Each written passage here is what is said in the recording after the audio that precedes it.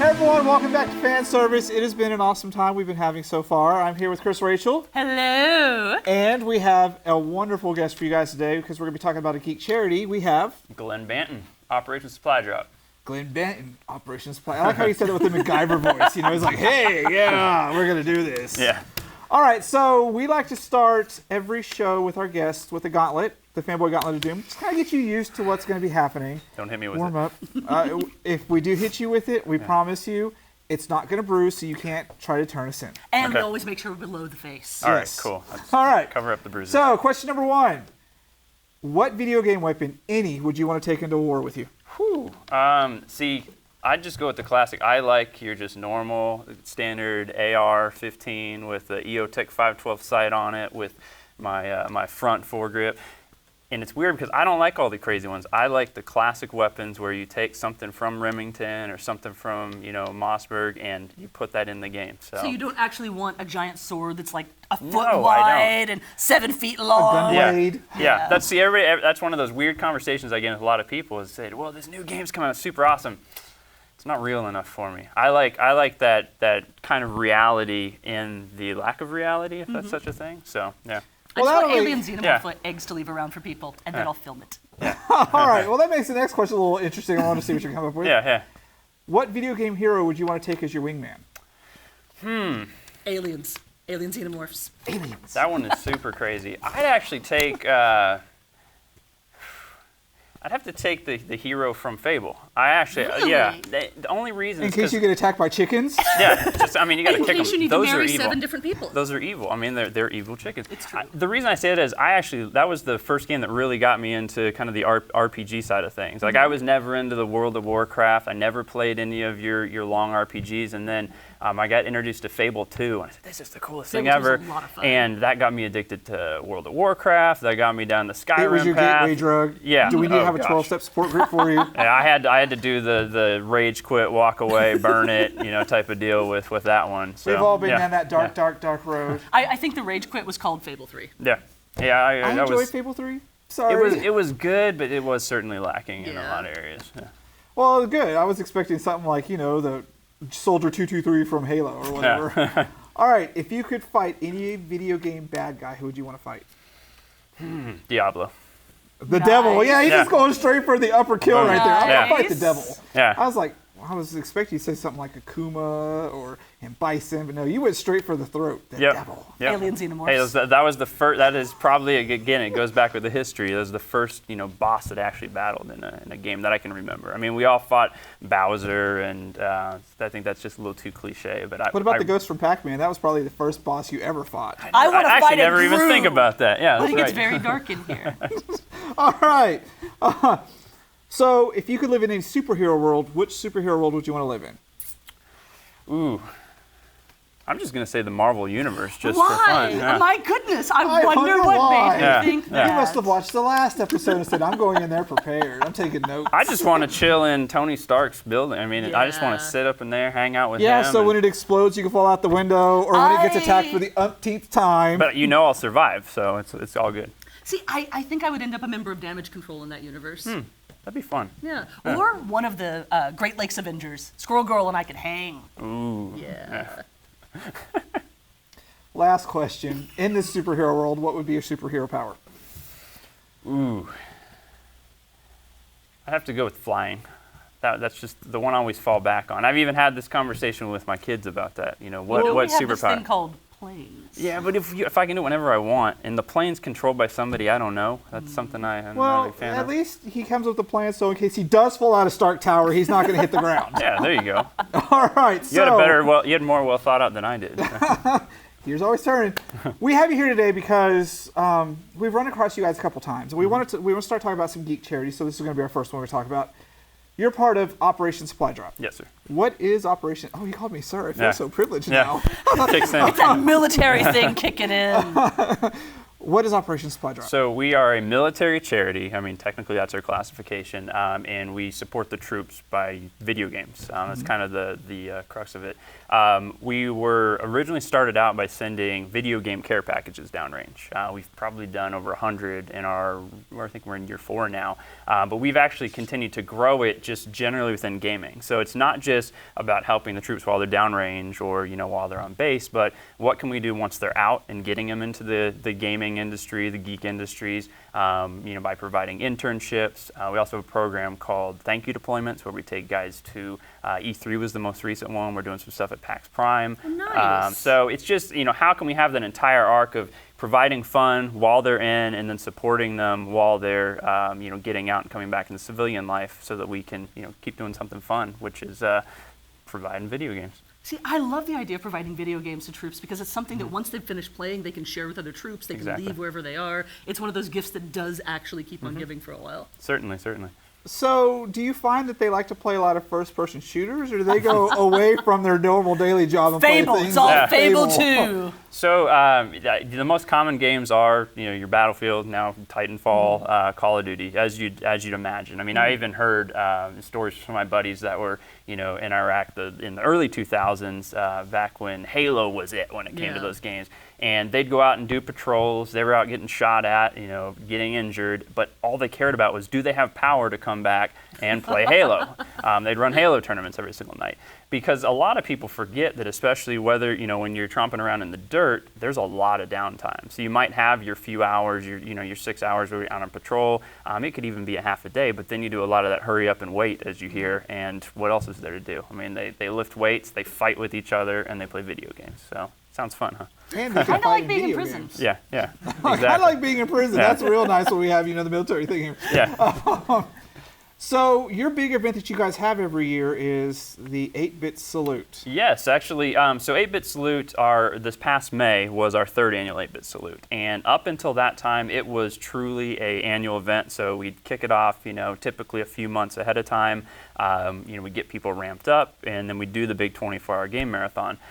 This past year, we actually had a terrible DDoS attack. We were still able to raise... Who would do that to a charity? The terrorists. Yeah, it's the terrorists. They, the game Probably programmers. not. It was probably a bunch of 14-year-old Actually, assholes. well, it's funny because we, as much as you figure by being a military charity, we have interesting assets in our network. Yeah. And we had some people that they couldn't It quite was figure out who it 14-year-old was, assholes. but we knew it was some people from northern New Jersey. I like how he said assets. Like, hey, we have some interesting assets in our... They're called hackers and pirates. No, they're the good kinds. That's why they're called assets. The white hats. Yes, white hats. I learned That's that from her. Yeah. You're welcome. Exactly. Every day he learns a new vocabulary word about being a geek. Exactly. So we ended up having that event. We still raised about $350,000 Oh, wow. ahead of and into that one. We said, well, that was pretty good, especially considering the entire mechanism for fundraising was down for the entire event. And we had our entire network, a lot of our supporters, our partners saying, well, we want to do this year round. Well, sure, why not? So we kicked up 8-Bit Salute, and it's now more formally defined as the year-round fundraising program for geeks, for playing video games. So we have people that, range from folks that have PTSD and are sitting around in their house and don't want to get out, but it serves as a gateway. They can hop up on Twitch and broadcast to people like Chris-Rachael with the 42nd and the DayZ crew that actually donate a portion of their monthly revenue from Twitch directly to us. So how do people actually participate in the 8-Bit Salute? Yeah, so that's a really good question because that's always the, so what the heck is this thing? First and foremost, you're signing up for it or you're joining 8-Bit Salute in the same way you would if you were doing a cancer walk or you were doing some sort of fun run. So you're saying, hey, I'm going to participate in this. You send it out to your friends, support me. There isn't any, donate $10 an hour for every hour you play because there's no way to track that. But in essence, you're just saying, hey, I like to play video games. I like to support the troops, and I like what Operation Supply Drop does and how they support the troops. So once you're signed up, it's just a matter of getting your friends and family together, and you could just be you alone or you and your family get in front of the in front of the Xbox or the PC and playing the games. Or we have Austin Community College a couple weeks back ran a LAN party, and they'll do that about every month. Where You still do LAN parties? Oh, yeah, Come on, surprisingly. the internet. Woo, yay! I remember the days of the Some LAN. things work better. retro Like if you gaming. really want to do a Civ, you've got to do it. Yeah. Yeah. Anyway. Yeah. I completely forgot what I was going to ask now. Yeah, because I was got totally shocked distracted by by land. Civ 5 Yeah. and just Oh, it's looking a forward beauty. to it so much. I would think that a lot of guilds would be into this. Like, you get one Yeah. person in, the entire rest of that guild is going to work with That's them. actually typically been a strategy for our growth, is how can we find the person that's ahead of a guild or ahead of a Yeah. clan so they can bring them all together. Because at the end of the day, all of these people are still playing video games or board games or whatever, and they're getting together, and we just give, again, this philanthropic overlay to be able to do these events. So that's what we're really looking for. I mean, we've had a number of, WoW guilds, League of Legends groups, again, to give more shout outs to local groups that do a great job, Space Time Studios with their game Arcane Legends. They sold an item in game and were able to raise, I think it was $23,000 over the course of last May. And that shocked them. It took them about 6 hours of effort. But what inside that game, everybody wanted to go buy, as the pins you're wearing, the 8-bit salute banner to be carrying around. So it's really cool. I mean, it's great to see how this has grown. It's great to see, a culture, a group that you wouldn't think would typically be aligned with supporting the troops. But again, it's the same people. It's the same, a 20-year-old that's sitting here in Austin's not that much different than a 20-year-old sitting in the dirt. It's just where they're, what they're doing at that time. Now, if people have used games that they would like to donate, is that something that is welcomed? Oh, definitely. Right now we're going back one generation, so we're looking at your 360. Yeah. So you can't take my old Atari ET game? No, I mean, soon we will. I'm sure there's a huge retro gaming culture that obviously keeps growing, but I can't but move nobody it wants fast your enough. PS1. Yeah. So. Yeah, I don't have a PS1. I have an Xbox One. That's all I own. Yeah.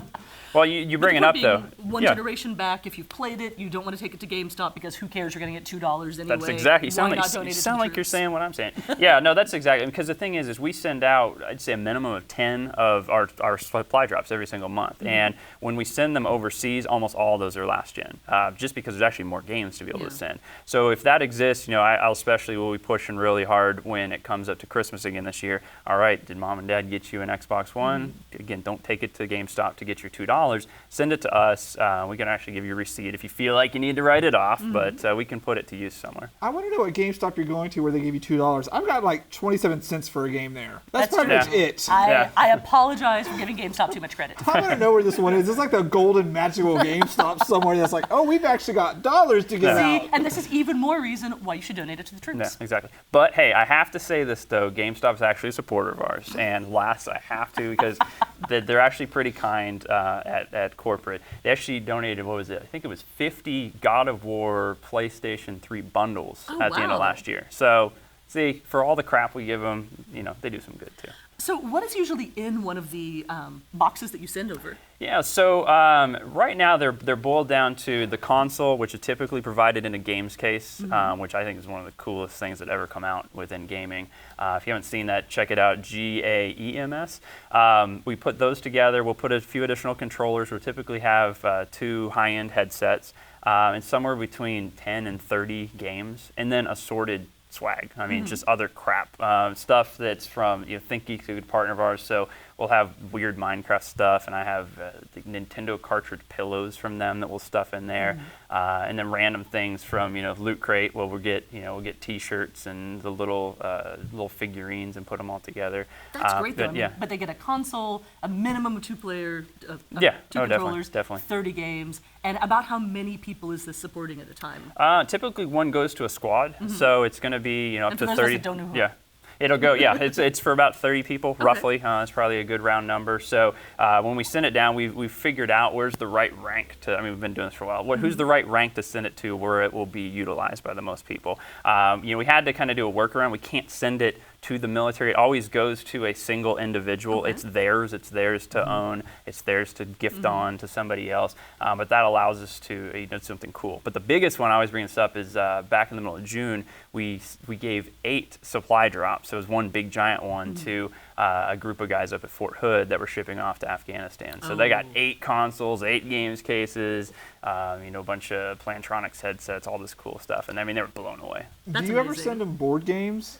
Or is it just pretty much all video games? It's mostly video games. We put Magic cards in there. Because you got to realize we're looking at like a 20-gallon bucket, and so if I put a board game in there, the amount of real estate that takes up would be the equivalent of probably 12 Xbox games. That makes a lot of sense. So we have to just balance as far it as out, yeah. efficiency of Yeah. packing. But we end up with a lot of the work we've been doing on bases or at the recovery, the wounded warrior transition units.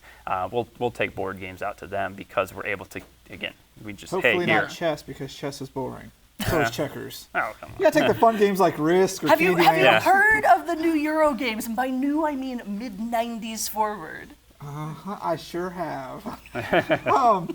Yeah, because I knew you guys did video games, but I didn't know if you did other things like Nerf guns, and you obviously do give them stuff to actually Yeah. do and have fun with, because I don't imagine it's very fun over there when you get shot at every day. But I also don't imagine you want to come home and play video games where your friends are shooting at you too. You'd be surprised. There's actually been a bunch of studies on the PTSD side of things that say that it's cathartic to actually do that.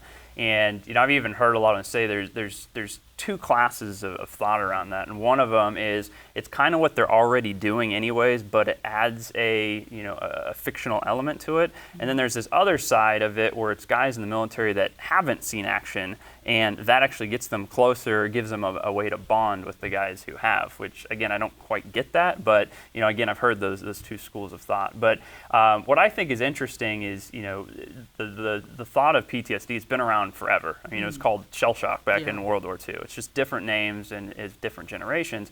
And what I think is great in 2014 is now you have somebody PTSD that's sitting in front of a screen still. So we have a window that we can reach out to them. Whereas if we look 20 years back, that same person's literally, sitting in their house, they're a hermit, they're not getting out, they're never gonna get out. Whereas we can find that as a way to, all right, hey, do you wanna join us, and play some Call of Duty? Do you want to join our And ease Twitch people broadcast? back into a more of a social life that way. Exactly. And that's wonderful to see. Do you ever get mad when they're really good at Call of Duty because they're so used to that? You're like, I just wanted to get a headshot, but you just sniped me from all the way across the map. Actually, it is a beautiful thing to watch a group of military guys play any of those games, because they know, in terms of manning and paying attention to their different sectors. They could go inside of a building and one person's looking at each different side, and you don't worry about anything behind you because you trust the guy behind you is going to take care of it. I need to join some of those groups to play. I'm used to playing with the 10-year-olds who cuss at you and throw stuff and I hide. would love to see a group of military guys go in and just take out a bunch of 14-year-olds. That would make me so happy to watch. I would love to hear the trash talking that goes on from the 10-year-olds to the military guys, like,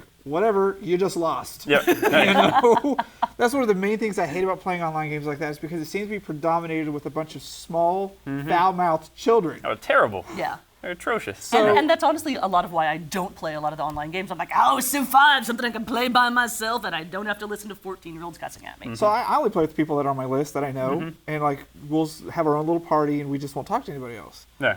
So I imagine it must be really fun when you have that camaraderie already there, and you're playing a game, and people don't know how to get past you because you did this for a living. You know, you know how to cover things. It's not let's jump up and down and teabag people. I mean, seriously. Yeah. Oh, you'll still get that too. 'Cause So what can people do to help? So there's a couple things. For one is if you have, the physical goods, we always need them. As I mentioned, we send about 10 of these care packages a month. Our single largest cost is with consoles. So you can go operationsupply.org, click on the donate button in the top right-hand corner, and there'll be instructions for where you can send that. The other side of it is signing up for 8-Bit Salute.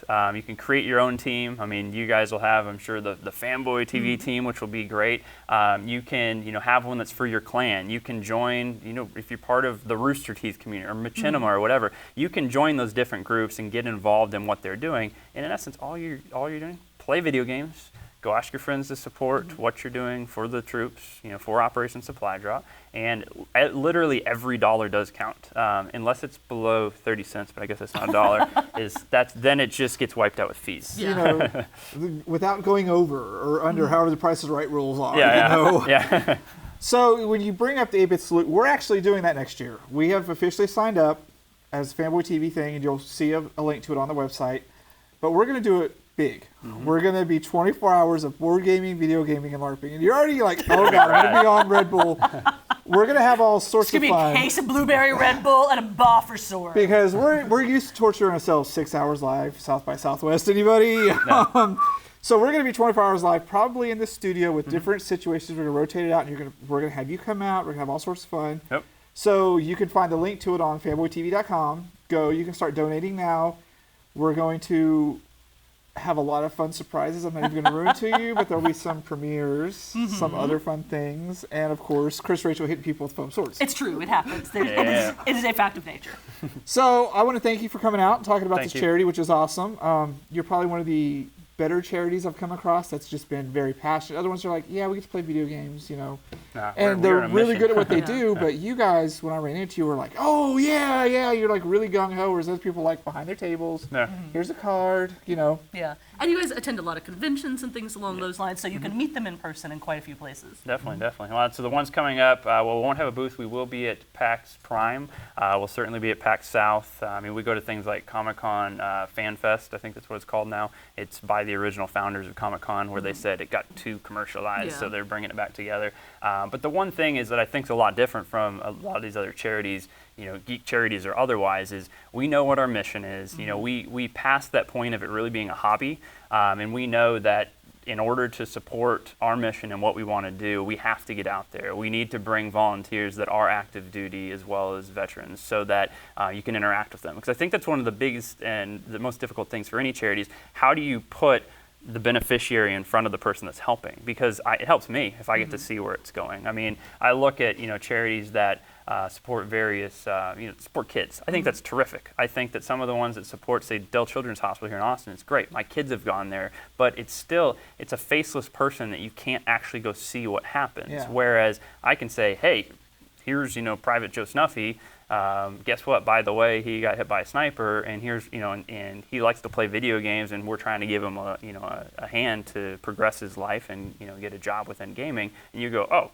hell, I'll get behind that. That's sweet. Now, can people actually join any guilds or things along those lines and actually play with some of the veterans? Yeah, that's actually something we're going to be launching, I'd say, tentatively in August. So, Because I was thinking specifically for the people with PTSD who are trying to figure out how to integrate back into mainstream life, having people that are donated to them like, hey, I really want you to do well. I won't overwhelm you by going to a mall, but let's play a game together for 20 minutes. That's what we're working on. So Twitch is a beautiful thing now. I mean, the amount of people that are on there and that are watching it is mind-boggling. We're actually going to have full-time programming, so 7 days a week. We're still trying to figure out what the schedule looks like, and it'll be a balance of vets, you know, of varying degrees of knowing what they're doing on something like Twitch. But then a lot of guests will come on. So we'll have people like. Will you have any of the active duty service personnel on? Yes, we will. Oh, that'd be great. Well, actually, one of our good buddies, Carrington, he's down at Fort Sam Houston in San Antonio. He's actually a top 30 Halo player, and he's active duty Army. So.